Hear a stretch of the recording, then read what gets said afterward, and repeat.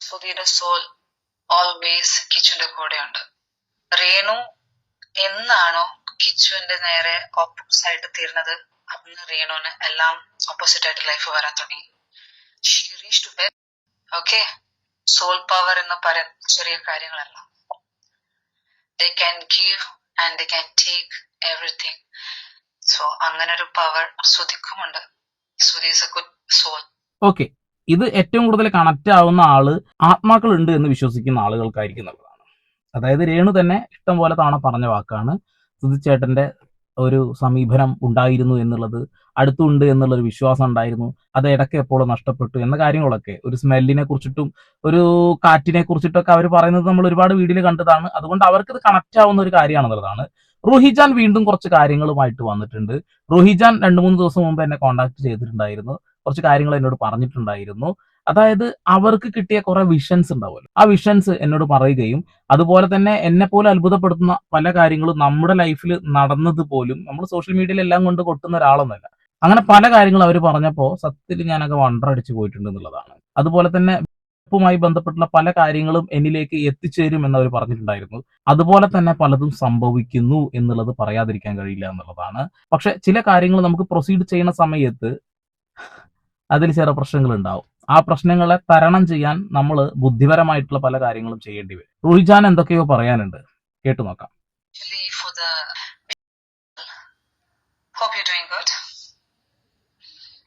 ഞാൻ എന്റെ ലാസ്റ്റ് വീഡിയോയിൽ പറഞ്ഞിട്ടുണ്ടായിരുന്നു കിച്ചന്റെ പിറകെ പോകരുതെന്ന്. അത് ഞാൻ വെറുതെ പറഞ്ഞതല്ല.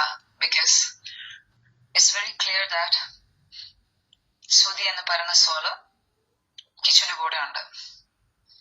സോ കിച്ചന്റെ ലൈഫ് സ്റ്റാർട്ട് ചെയ്തേ ഉള്ളൂ. So whatever he's doing right or wrong, you are no one to judge him. അതെ, കിച്ചുവിന്റെ പിറകെ പോയ സമയം തൊട്ടാണല്ലോ ുമായി ബന്ധപ്പെട്ടുള്ള പല കോൺട്രവേഴ്സികളും ആളുകൾ സംസാരിക്കാൻ തുടങ്ങിയത്, അല്ലെങ്കിൽ പല കാര്യങ്ങളും നമ്മളിലേക്ക് എത്തി തുടങ്ങിയത് ഈ ഒരു സംഭവത്തിന് ശേഷമാണെന്നുള്ളതാണ്. ഇന്റർവ്യൂ, ആ ഇന്റർവ്യൂവിൽ അദ്ദേഹം പറഞ്ഞ വാക്കുകൾ കിച്ചുവിനെ ഉപദേശിച്ച് നേർവഴിയിലേക്ക് നയിക്കാനാണ് അദ്ദേഹം ആഗ്രഹിച്ചത് എങ്കിൽ ഒരിക്കലും അദ്ദേഹം ആ ചാനലിലൂടെ അതൊന്ന് പറയില്ലായിരുന്നുള്ളതാണ്. കിച്ചുവിന്റെ നമ്പർ കിട്ടാൻ ഒരു പ്രയാസം ഉണ്ടാവില്ല. നമുക്കൊക്കെ ആയിരിക്കും കിച്ചുവിന്റെ നമ്പർ കിട്ടാൻ പ്രയാസം, അദ്ദേഹത്തിന് കിട്ടാൻ വളരെ എളുപ്പമായിരിക്കും. അദ്ദേഹത്തിന് വിളിച്ച് സംസാരിക്കാമായിരുന്നു, അല്ലെ? അതിനുശേഷമാണ് സീക്രട്ട് ഏജന്റ് ഒക്കെ തല്ലും എന്ന രീതിയിലൊക്കെ അദ്ദേഹത്തിനെ കുറിച്ച് സംസാരിക്കുന്നത്. പല കാര്യങ്ങളും നമ്മളിലേക്ക് പിന്നീടാണ് പല വഴികളിലൂടെയും എത്തിപ്പെട്ടത് എന്നുള്ളതാണ്. റുഹിജാൻ പറഞ്ഞതുപോലെ തന്നെ പല കാര്യങ്ങളും പിന്നീട് സംഭവിക്കുന്നത് നമ്മൾ കണ്ടുകൊണ്ടിരിക്കുന്നു. അങ്ങനെ ഒരു ജഡ്ജ്മെന്റ് ചെയ്തുകൊണ്ടാണ് പിന്നെ ജഡ്ജ് ചെയ്യുന്നത്. ജഡ്ജ് ചെയ്യാൻ ടൈം ആയിട്ടുണ്ട്. So everything will come out very soon about you. Everything അറിയാം എന്തൊക്കെ ചെയ്തിട്ടുണ്ട്. റൈറ്റ്? നിന്റെ ലൈഫ് ബിഫോർ യു ബിക്കം എന്തൊക്കെ കാര്യങ്ങൾ ചെയ്തിട്ടുണ്ടെന്ന് you know very well your self. അതൊക്കെ ഹൈഡ് ചെയ്തിട്ട് എല്ലാവരുടെ മുമ്പിലും ഇപ്പം ആയിട്ട് ലൈഫ് ഫോർവേഡ് ചെയ്ത് കൊണ്ടുപോകുന്നുണ്ടെങ്കിൽ അതൊക്കെ കാണുന്ന ഒരു പവർ മുകളിലുണ്ട്. ഓക്കെ, പിന്നെ കുറിച്ചിട്ടുള്ള പല കാര്യങ്ങളും ഇപ്പൊ തന്നെ പറയുന്നുണ്ട്, എന്നിൽ ഒരുപാട് രഹസ്യങ്ങൾ ഉണ്ട് എന്നുള്ളത്. ഓരോ മനുഷ്യന്മാരിലും ഉണ്ടാവും അത്ര രഹസ്യങ്ങളൊക്കെ. ആ രഹസ്യങ്ങൾ നമ്മളായിട്ട് പറയുമ്പോൾ അതൊരു തുറന്നു പറച്ചിൽ മാത്രമായിരിക്കും. മറ്റുള്ള ആളുകൾ കണ്ടെത്തുമ്പോൾ അതിന്റെ ഭാഷ്യം വ്യത്യാസമാവും എന്നുള്ളതാണ്. ഇപ്പൊ കൊല്ലസുധിയുടെ മകൻ പറഞ്ഞ കാര്യങ്ങൾ ഓർമ്മയില്ലേ? ഒരു കുമ്പസാരം എന്ന രീതിയിലാണ് പറഞ്ഞത്. അവനുണ്ടായ വിഷമങ്ങളും അവൻ ഏത് രീതിയിലൂടെ സഞ്ചരിച്ചു എന്നതൊക്കെ വ്യക്തമായിട്ട് ആ വീഡിയോയിലൂടെ പറഞ്ഞിട്ടുണ്ട് എന്നുള്ളതാണ്. സ്വന്തമായിട്ട് പറയുമ്പോൾ പ്രശ്നങ്ങളൊന്നും ഉണ്ടാവില്ല. പക്ഷെ സൂചനകൾ തന്നാൽ മലയാളികൾക്ക് ഒരു കുഴപ്പമുണ്ട്, അത് അന്വേഷിച്ച് കണ്ടെത്തും. എനിക്കൊരു കുഴപ്പമുണ്ട്, പലതും അന്വേഷിച്ച് കണ്ടെത്തും. ബാക്കി ഈ ഭൂമിയിൽ ഒരുപാട് കുട്ടികൾ ഒരുപാട് ബുദ്ധിമുട്ട് അനുഭവിച്ച് ലൈഫ് മുന്നോട്ട് കൊണ്ടുപോകുന്നുണ്ട്. ബട്ട് എസ്പെഷ്യലി ഞാൻ കിച്ചുവിന്റെ കാര്യം from my side if I'm telling that because I'm getting the messages from that soul. അതുകൊണ്ടാണ് സുധിയുടെ സോൾ ഓൾവേസ് കിച്ചുവിന്റെ കൂടെയുണ്ട്. അതുകൊണ്ടാണ് ഞാൻ വളരെ ക്ലിയർ ആയിട്ട് ഞാനിത് പറഞ്ഞത്. ഓക്കെ, ഞാൻ അന്ന് പറഞ്ഞ പോലെ കിച്ചുവിന്റെ ഗാർഡിയൻ ഏഞ്ചൽ ആരാണെന്ന് ചോദിച്ചാൽ he can think, it's very clear that it is his own father സുധിയാണ്. അതൊരു കാര്യം എല്ലാവരും ശ്രദ്ധിച്ചു മനസ്സിലാവും.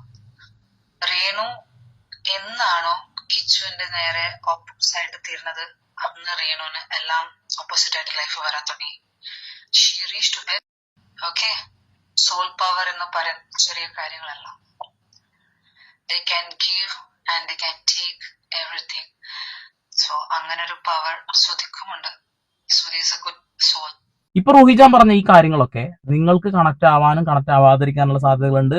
റൂഹി തന്നെ പറയുന്ന ഒരു വാക്കുണ്ട്, നിങ്ങളുടെ ലൈഫിൽ ഇങ്ങനെ ഒരു കാര്യങ്ങൾ വരികയാണെങ്കിൽ നിങ്ങൾ വിശ്വസിച്ചോളൂ, അല്ലെങ്കിൽ വിശ്വസിക്കാതിരിക്കാം, പക്ഷെ പുച്ഛിച്ച് തള്ളരുത് എന്നാണ് പറഞ്ഞിട്ടുള്ളത്. നമ്മൾ ഓരോ മതത്തിൽ വിശ്വസിക്കുന്ന ആളുകളായിരിക്കുമല്ലോ, മറ്റുള്ള മതസ്ഥരെ കാണുമ്പോൾ നമുക്ക് അവരോട് പുച്ഛം തോന്നുന്നുണ്ടെന്നുണ്ടെങ്കിൽ അതൊരു നല്ല മനുഷ്യന് ചേർന്ന പ്രവൃത്തിയല്ല. അങ്ങനെയാണല്ലോ പറയുന്നത്, ഒരു മതേതര രാജ്യമാണല്ലോ. അപ്പൊ തീർച്ചയായിട്ടും നമ്മൾ അന്യോന്യം സ്നേഹിച്ചുകൊണ്ട് മുന്നോട്ട് പോകണം എന്നുള്ളതാണ്. എന്റെ വിശ്വാസം എന്നെ രക്ഷിക്കട്ടെ, നിന്റെ വിശ്വാസം നിന്നെ രക്ഷിക്കട്ടെ എന്നാണല്ലോ പറയാറ്. റൂഹി പറഞ്ഞ പല കാര്യങ്ങളും ഇപ്പൊ ചില ആളുകൾക്ക് കണക്ട് ആവുന്നുണ്ട്. പല ആളുകളും എനിക്ക് മെസ്സേജ് അയക്കാറുണ്ട്, പല ആളുകളും കമന്റ് ചെയ്യാറുണ്ട്, അനുഭവങ്ങൾ അവർ വ്യക്തമാക്കി പറയുന്നുണ്ട്, കമന്റ് ബോക്സിൽ പറയുന്നുണ്ട്, അല്ലാതെ പറയുന്നുണ്ട്. അപ്പൊ ഒരു സ്പിരിച്വൽ പവർ ഇല്ല എന്നൊന്നും നമുക്ക് ഒരിക്കലും പറയാൻ കഴിയില്ല. അത് ഉള്ളത് തന്നെയാണ് എന്നുള്ളതാണ്. നെഗറ്റീവ് ഓർ പോസിറ്റീവ് ഉള്ളത് തന്നെയാണ്. നിങ്ങൾ ദൈവത്തിൽ വിശ്വസിക്കുന്നുണ്ടല്ലോ അല്ലെ, ആ ദൈവത്തിൽ വിശ്വസിക്കുന്നത് പോലെ തന്നെ നമ്മൾ പലതിലും വിശ്വസിക്കേണ്ടതായിട്ടുള്ള കാര്യങ്ങളുണ്ട്. നിങ്ങൾ വേണമെങ്കിൽ വിശ്വസിച്ചാൽ മതി, പറയേണ്ടത് പറയാതിരിക്കാൻ കഴിയില്ലോ. അപ്പൊ രേണു കിച്ചുവിനെ കുറിച്ച് കുറച്ച് കാര്യങ്ങൾ പറഞ്ഞപ്പോഴാണ് ഈ പ്രശ്നങ്ങൾ ഉണ്ടായതെന്നാണ് റൂഹി അവകാശപ്പെടുന്നത്. രേണുവിന് ചിലപ്പോൾ മനസ്സിലാക്കാൻ കഴിയുന്ന ഒരു കാര്യമായിരിക്കാം, പക്ഷെ രേണു ഇപ്പോൾ മൊബൈൽ ഫോണും കാര്യങ്ങളൊന്നും യൂസ് ചെയ്യുന്നില്ല. കീമോ ചെയ്ത് കഴിഞ്ഞാൽ തന്നെ ഛർദിയും മറ്റുള്ള കാര്യങ്ങളുണ്ടാവും. അതുമായി ബന്ധപ്പെട്ടുകൊണ്ട് അവർ ചികിത്സയിലാണ്, അവർ ആശുപത്രി കിടക്കയിൽ തന്നെയാണ് കിടക്കുന്നത് എന്നുള്ളതാണ്. ഒരിക്കലും പുഷ് ചെയ്തുകൊണ്ട് നമുക്ക് ഇന്നത് പറയുന്നൊന്നും പറയാൻ പറ്റില്ല. അവർക്ക് തോന്നണം, അവർക്ക് തോന്നുമ്പോൾ അവർ പറയും. അത് ഉണ്ടെങ്കിലും ഇല്ലെങ്കിലും അത് അവരാണ് പറയേണ്ടത്. നമ്മൾ ഇത്തരം വീഡിയോസ് കാണുമ്പോൾ അത് നോക്കിയിരിക്കാതെ റിയാക്റ്റും ചെയ്യും. നമ്മുടെ ജോലിയും അതാണല്ലോ, അതുകൊണ്ടാണ്. എനിക്ക് കുറച്ച് കാര്യങ്ങൾ I want to tell. I already ഞാൻ ഇത് സന്ദീപിനെ പേഴ്സണലി വിളിച്ചിട്ട് കാര്യങ്ങൾ പറഞ്ഞിട്ടുണ്ടായിരുന്നു. ബിക്കോസ് കാര്യങ്ങളെല്ലാം whatever he have done in his life, എന്തൊക്കെ ചെയ്തിട്ടുണ്ടെന്ന് അറിയണം നന്നായിട്ട്. Whatever he have done അതൊക്കെ പുറത്തോട്ട് ഇപ്പം വരും, വൺ ബൈ വൺ പുറത്തോട്ട് വരും. ഓക്കെ, അതിനുള്ള എല്ലാ ഇൻഫർമേഷൻസും മെസ്സേജസും എല്ലാ ഡീറ്റെയിൽസും വളരെ ക്ലിയർ ആയിട്ട് എത്തുന്ന ആളാണ് സന്ദീപ് ലബാൽ. ഇത് കേൾക്കുമ്പോൾ നിങ്ങൾ വിചാരിക്കും റൂഹിജാൻ എനിക്ക് മെസ്സേജ് അയച്ചിട്ടോ അല്ലെങ്കിൽ വീഡിയോ കോൾ ചെയ്തിട്ടോ കുറെ ഡാറ്റ തന്നു എന്നുള്ളത്. ഒരു ഡാറ്റയും എനിക്ക് തന്നിട്ടില്ല. അവര് ഇന്ന ഒരു കാര്യം പറഞ്ഞിട്ടുണ്ട്, അതായത് കിച്ചുവിനെ ആരെങ്കിലും ഉപദ്രവിക്കാൻ ശ്രമിച്ചാലോ അവരുടെ ലൈഫിൽ എന്തെങ്കിലും ബുദ്ധിമുട്ടുണ്ടാക്കാൻ ശ്രമിച്ചാലോ അവർക്ക് 8ന്റെ പണി കിട്ടും. അതിലിപ്പോ പറഞ്ഞ വാക്കുകളും ഉണ്ട് എന്ന് മാത്രമേ പറഞ്ഞിട്ടുള്ളൂ. ഇത് കേൾക്കുമ്പോൾ ചില ആളുകൾ തെറ്റിദ്ധരിക്കും എന്നുള്ളതാണ്. എനിക്ക് ഒരു തരത്തിലുള്ള ഒരു ഇൻഫർമേഷനും ഒരു ഡാറ്റയും റൂഹിജാൻ തന്നിട്ടില്ല. എന്നിലേക്ക് എത്തിച്ചേർന്നതാണ് ബാക്കിയുള്ള കാര്യങ്ങളൊക്കെ. ഞാൻ അന്വേഷിച്ച് കണ്ടെത്തേണ്ടതായിട്ടുണ്ടായിട്ടില്ല. പല കാര്യങ്ങളും കമന്റുകളിലൂടെ ആണെങ്കിലും അല്ലാതെയും ഗൂഗിൾ അടിച്ചാലും കിട്ടുന്ന രീതിയിൽ പോലും കിടക്കുന്നു. അതാണ് ഇതിൽ ഏറ്റവും വലിയ കോമഡി. ഗൂഗിൾ ജസ്റ്റ് ഒരു കീവേഡ് അടിച്ചു നോക്കിയിട്ടുള്ളൂ, ഉടനെ തന്നെ വരുന്ന കേസ് ഫയൽ. ഒന്നും ചെയ്യേണ്ടി വന്നിട്ടില്ല, ജസ്റ്റ് ഒരു പേരടിച്ചു ഗൂഗിളിൽ, എനിക്കൊരു കേസ് ഫയലാ കിട്ടി. അതിൽ നിന്ന് കിട്ടിയ കഥ, അതിൽ നിന്ന് കിട്ടിയ കണക്ഷൻസ്, അതിൽ നിന്ന് കിട്ടിയ കോണ്ടാക്ട്, അത് മാരകമായിരുന്നു എന്നുള്ളതാണ്. ജസ്റ്റ് ഒരു കീവേഡ്, അതാണ് ഗൂഗിൾ ചെയ്തിട്ടുള്ളത്. റൂഹിജാൻ എനിക്ക് ഒന്നും കൊണ്ടുവന്നിട്ടില്ല, റൂഹിജാൻ എനിക്കൊരു തെളിവും തന്നിട്ടില്ല. ഓക്കെ, ഒറ്റ ഈ വിരൽത്തുമ്പിലൂടെ കിട്ടിയതാ. സന്ദീപിന് പോലും അത്ഭുതപ്പെടുന്ന രീതിയിലാണ് എല്ലാ പ്രൂഫുകളും വന്നു ചേരുക. നേരെയുള്ളതാണ്. Because that is his duty to perception. ഒരു പ്രാവശ്യം സോൾ ചൂസ് ചെയ്ത് കഴിഞ്ഞാൽ പിന്നെ ആ ആള്, the person who's living in this world, അവര് വെറുതെ രക്ഷപ്പെടില്ല. സോ ദി ചൂസ് ചെയ്ത് കഴിഞ്ഞു. സോ എന്താണ് എന്നുള്ളത് എല്ലാവരും ഇപ്പം അറിയും, അടുത്ത് തന്നെ വളരെ ക്ലിയർ ആയിട്ട്. ഞാൻ അത്ഭുതപ്പെട്ടത് അങ്ങനെയുള്ള ഒരുപാട് കാര്യങ്ങളുണ്ട് എന്നുള്ളതാണ്. നിങ്ങൾ ഒരു ദിവസം ഉറങ്ങിയില്ല എന്ന് കരുതുക, പിറ്റേ ദിവസം നിങ്ങൾക്ക് എന്ത് സംഭവിക്കും? നിങ്ങളുടെ എനർജി ഭയങ്കരമായിട്ട് ശോഷിക്കും.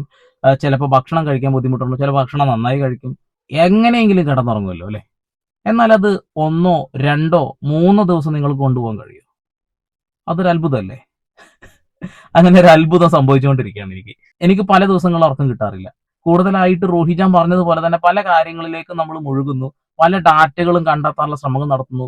എല്ലാം ഗൂഗിളിൽ കിട്ടുന്നുണ്ട്, അല്ലാതെ കിട്ടുന്നുണ്ട്. അതൊക്കെ അന്വേഷിക്കാൻ വേണ്ടി മുന്നോട്ട് പോയിക്കൊണ്ടിരിക്കുന്നു. ഉറങ്ങുന്നില്ല, പക്ഷെ എനിക്ക് ജിമ്മിൽ പോയി കഴിഞ്ഞാൽ വർക്കൗട്ട് ചെയ്യാൻ ഒരു ബുദ്ധിമുട്ടില്ല എന്നുള്ളതാണ്. ഡയറ്റ് ചെയ്തതുപോലെ, ഡയറ്റിലൊക്കെ അതിനായിരുന്നു, ഷുഗർ ഒന്നും കഴിക്കാറില്ല. പക്ഷെ എനർജി പവർ ഒരു കുറവില്ല എന്നുള്ളതാണ്. ഞാൻ ഡോക്ടറെ കാണിച്ചു നോക്കി, ഡോക്ടർ പറഞ്ഞത് നോ പ്രോബ്സ്, ഒരു കുഴപ്പവും കാണുന്നില്ല എന്നുള്ളതാണ്.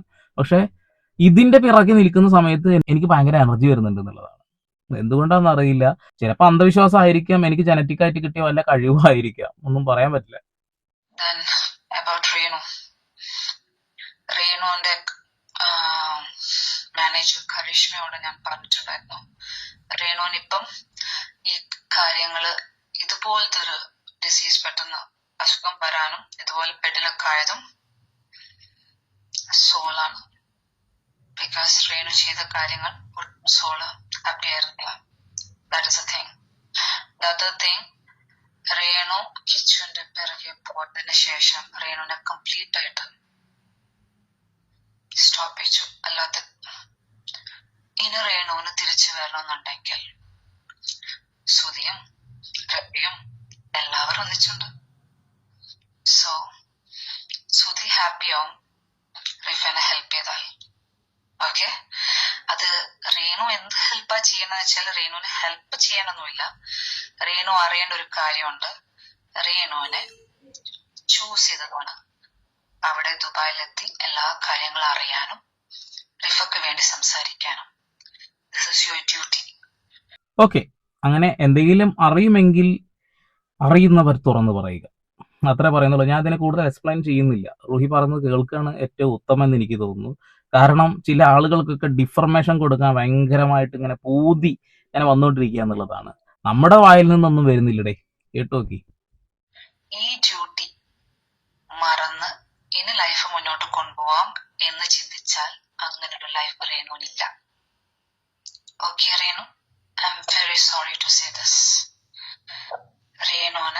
റേണുവിന്റെ അസുഖം എന്ന് പറയുന്ന ക്യാൻസർ, അത് വെരി സ്പ്രെഡബിൾ ആയിട്ടുള്ള ക്യാൻസർ ആണ് വന്നിട്ടുള്ളതെന്ന് അറിയാലോ.